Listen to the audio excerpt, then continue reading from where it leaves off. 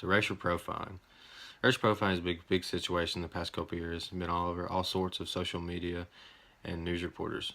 If we look back at about 10 years ago, it was a very uncommon thing. I mean, don't get me wrong, it was still tossed around, but it wasn't as big as it was today. We often just brush the matter off and go on about our day, but we need to find a solution to fix the racial profiling. And due to this racial profiling, Americans today can't even be civilized and get along with normal people. Everything is always about race or skin color. I honestly believe that the color of our skin is the reason for police officers profiling. You can look at the numbers. When officers pull over a vehicle and see a person of color, they automatically think that some kind of criminal activity is going on.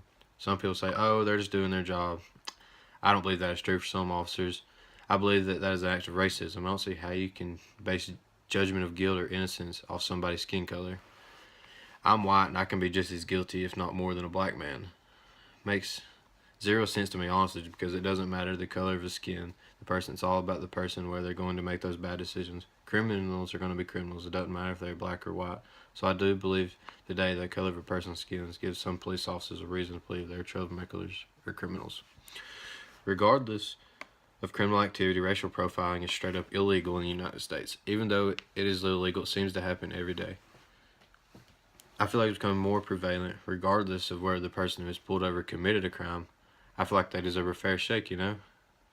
The same that an upstanding white attorney would get.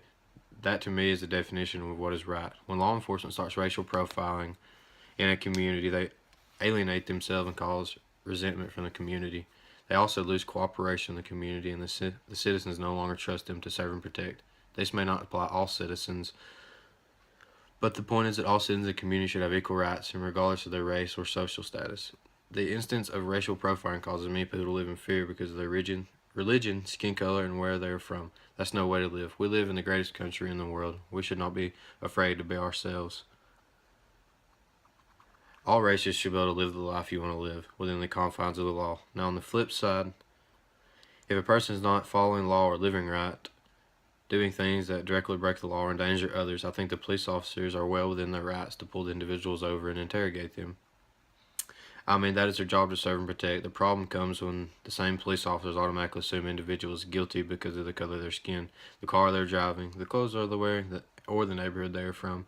I mean, what kind of world are we living where a man or a woman is targeted because of their skin color? Our country addressed segregation way before I was born, and we certainly do not need to get back to that.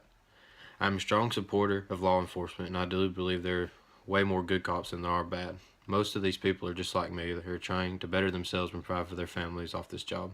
The problem is with bad cops who bring the shame to their badge and profession, some officers don't deserve the right to wear that badge and have authorities over citizens. They abuse the power they are granted and harass citizens. This is exactly why so many people start to live in fear or start protests across the country we have all seen. I wish I had a magic solution.